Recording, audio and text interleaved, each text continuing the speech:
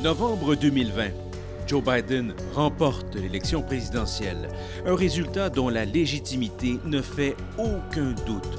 Mais Donald Trump, amer et frustré, est convaincu du contraire. En plus de ses nombreuses tentatives pour renverser la vapeur, il continue à alimenter délibérément la thèse du Big Lie, le grand mensonge, cette fraude électorale massive qui n'a jamais eu lieu. This is a fraud on the American public. This is an embarrassment to our country. 2 ans, une tentative d'insurrection et bien des remous plus tard, cette croyance est encore solidement enracinée dans l'esprit d'une majorité de républicains. À l'approche des élections de mi-mandat, c'est ce que l'équipe des Décrypteurs a voulu constater sur le terrain au New Hampshire, un swing state, un État pivot qui n'est donc pas encore acquis à aucun des 2 grands partis politiques.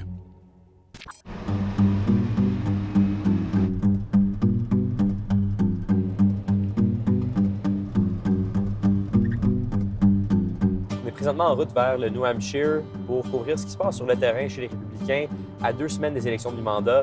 Surtout de parler à des gens sur le terrain, de cogner à des portes. On va aussi aller à un rallye républicain pour savoir à quel point que cette thèse de l'élection volée, cette idée de la fraude électorale, cette idée de l'intégrité des élections et finalement la désinformation, là, à quel point est-ce que ça propulse encore cet électorat-là 2 ans après l'élection de Joe Biden.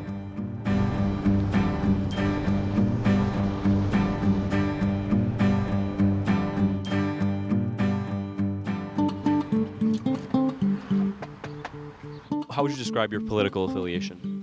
Conservative. Conservative. Republican. I'm a Republican supporter. I would say conservative, but a realist. I'm more of a libertarian. What do you think are the big issues for the midterms now? As you're well aware, and you hear from everybody, the economy. You know, a lot of people that didn't like Trump, but, you know, at least when he was president, it was about $1.80 for gas around here. To me, the most important thing is the border. I mean, you get people coming in the border, and I mean, by the millions. The border is probably my biggest one. It's been going on the longest. We might as well start there. I mean, that was being corrected. Now it's just continuing on and getting worse and worse. I mean, every state's getting inundated now. Les électeurs sont clairs. Ce qui les intéresse cette élection-ci, c'est surtout l'économie et l'immigration. Mais ce n'est pas tout. Pour la plupart d'entre eux, Donald Trump est le véritable vainqueur de la dernière élection américaine et le Parti démocrate, corrompu à l'os, a truqué la dernière élection. I'm behind Trump on that. I believe that there was definitely some dirty politics. There had to be dirty politics. Do you think that Trump was the rightful winner of the election? We'll never know. You don't know, I don't know, nobody knows. You know? Do you believe that the election was stolen? No, but you're allowed to question. I mean, I've noticed that we've questioned the 2000 election, the 2004, the 2016, so we're allowed to question those. They just have truckloads of ballots that were delivered in the back door. That's just bullshit. I mean, those people should be shot. I mean, they shouldn't be punished and put in jail. They should be shot. Ma mission sur le terrain, c'était de parler aux républicains les plus convaincus, la base du parti. Et même si ce ne sont pas tous les républicains qui croient à la fraude, force est de constater que cette base militante, celle qui fait élire des candidats lors des primaires, a choisi des candidats qui représentent ses convictions et donc les convictions de Donald Trump au sujet de la fraude électorale. Lors de l'élection du 8 novembre, les résidents du New Hampshire devront choisir un gouverneur, un sénateur et 2 élus à la Chambre des représentants. Le gouverneur sortant, Chris Sununu, devrait l'emporter haut la main. C'est un républicain modéré qui n'a rien à voir avec l'aile trumpiste du parti et qui rejette la thèse de la fraude. Mais les 3 autres candidats, qui espèrent déloger des élus démocrates sortants, étaient tous les plus trumpistes de leurs primaires respectives qu'ils ont remportées contre toute attente. Leurs adversaires l'étaient aussi, mais pas autant qu'eux. 2 ont de bonnes chances de gagner des courses serrées. Caroline Leavitt, 25 ans, veut être élue dans le premier district congressionnel du New Hampshire. Elle est en avance de 6 % selon les plus récents sondages, et si elle gagne son élection, elle sera la plus jeune membre du Congrès américain de l'histoire. Madame Leavitt est l'ancienne assistante à la porte-parole de Donald Trump, Kayleigh McEnany, et croit dur comme fer que l'élection de 2020 était volée. I consistently continue to be the only candidate in this race who says that I believe the 2020 election was undoubtedly stolen from President Trump. Don Baldock, brigadier général retraité de l'armée américaine, veut devenir sénateur. Il mène de justesse dans les derniers sondages. Présenté comme un outsider politique, M. Baldock a lui aussi défendu vigoureusement la thèse de l'élection volée. I signed a letter with 120 other generals and admirals saying that Trump won the election and damn it, I stand by my election.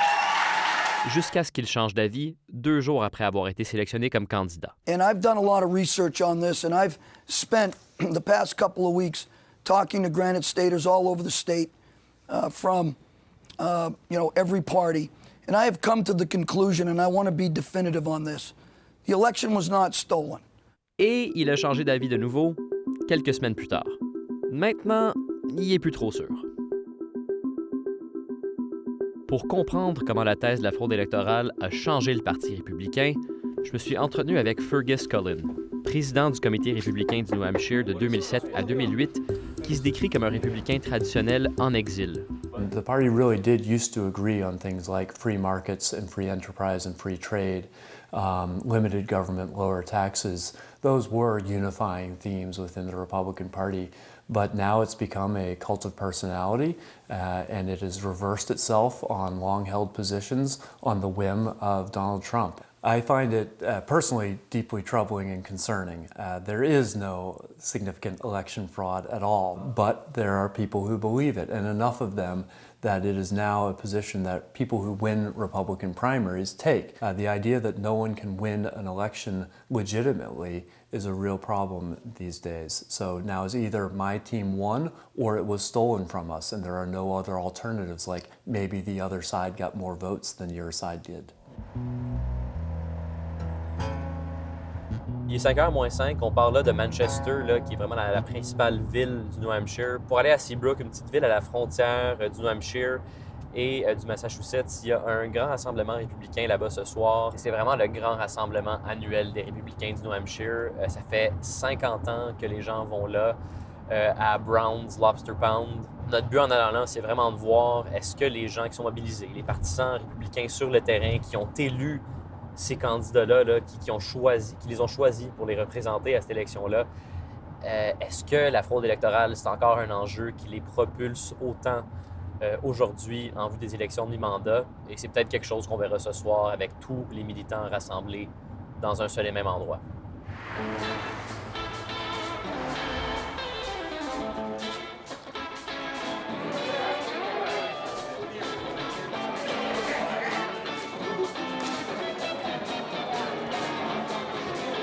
I think President Trump had that election, lost that election unfairly. I think it's very fair to say that the election was stolen from Donald Trump. Do you guys believe that the election was stolen? Is that something that's important to you guys as well? I think what really happened this time is because the mainstream media suppressed a lot of the news that people couldn't find out what was going on. I think fundamentally this election was corrupted by the mail-in balloting. Unfortunately, it gave a lot of opportunity for people to stuff the ballot boxes, basically. Adhérer à la thèse de la fraude électorale est devenu un incontournable pour bien des partisans du Parti républicain. For a lot of Republicans, it's become an article of faith. It's a matter of dogma. You cannot reason about it. Faith in a stolen election has become a proxy for pointing out how Trump was against the reigning elite in America, including the media elite. Je voulais parler de fraude électorale avec Caroline Leavitt, qui était finalement la seule candidate au Sénat ou à la Chambre qui était présente au rassemblement. Hey guys, how you doing? Mais son responsable des communications a refusé qu'elle nous accorde une entrevue, même si elle avait dit oui plus tôt dans la soirée. Do media? We're just not doing media. Why is that though? Because we decided we're not doing one. That's it. On vient de sortir du rallye républicain de Seabrook, qui est un peu passé 20 heures. Les gens qu'on approche sont très contents de nous parler. Là. Il n'y a pas d'hostilité envers les médias canadiens. Ils en ont beaucoup sur le cœur par rapport aux médias américains, certainement. C'est pas quelque chose de nouveau, là, ces candidats républicains-là qui outrepassent les médias traditionnels pour faire campagne exclusivement sur les réseaux sociaux et sur des réseaux qui leur sont favorables. Donc, c'est un peu décevant que les candidats, la candidate elle-même ne veut pas nous adresser la parole, mais est-ce que je suis surpris? Non. Si plusieurs candidats républicains croient ne plus avoir besoin des médias pour gagner, c'est que leurs électeurs ne font plus confiance à l'écosystème médiatique. Selon un récent sondage Gallup, seulement 11% des républicains font confiance aux médias de masse. Et ça, on l'a aussi constaté sur le terrain. What percentage of mainstream news is true? Almost none. I mean, I'd have a hard time believing it's even 1%. I think at this point, mainstream media, I used to think that Fox had a lot of good stuff to it. But then the more I actually researched a number of the stories, I was finding more evidence that the opposing things. Where is it that you seek out this information? Where the internet. You just watch videos on Rumble or BitChute or, you know, they're basically clones of YouTube. And you'll just come across people that are sharing. YouTube, it's pretty much censored and screened. Fox is fine.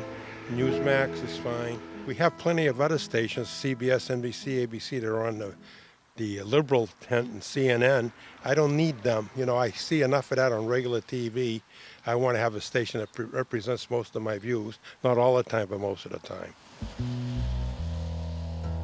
And what do you think about the media out here in the United States, like, in general? It's horrible. All of them? It's horrible, yeah. I do watch Fox. I do watch CNN. I change through all of them, but it depends on what party you want. You know, there is no bias in news in America. There is nothing that just openly tells it the way it is. This is happening today, this is happening today, this is happening today, whether it's left or right, this happened today. It's one person telling one side of the story and one side telling the story how they want to tell it. It's more comical to me than anything. The media, which is supposed to be fair, balanced, objective, the media did an awful job of protecting President Biden. We have a lot of bias in the U.S. media, you know, at all levels, you know, TV, newsprint, you name it. Pour plusieurs, c'est le phénomène Trump qui a changé le Parti républicain et le rapport des Américains aux grands médias. There's a difference between a tsunami and an earthquake. A tsunami recedes, but an earthquake changes the landscape permanently and forever. And Trump was a political earthquake. Things are not going to go back to 2012, conventional American politics, Barack Obama and Mitt Romney. Those days are gone. We've moved into something else, driven in part, I think, by social media, by the fact that people can get their own version of the news, that people have their own, we can't even agree on our own set of facts. Things have changed in terms of communications and how people get information. I think there was this perception that the media had become part of the quote-unquote resistance to Donald Trump, or from the left's perspective, that the media should be part of the resistance. And I think parts of the media adopted that point of view. To my mind, you know, in some ways a bit cynical by half, right? There was big money to be made in reporting on Donald Trump on his ascendancy and then in resisting Donald Trump during his presidency. Mais malgré tout, Fergus Cullen ne baisse pas les bras. People who still hold my views may not be strong enough to nominate candidates or help them win primaries, but we are swing voters who help candidates win general elections. And so I do think there's enough of us to determine whether a Democrat wins or a Republican wins. So that's not such a bad, that doesn't make me feel powerless either.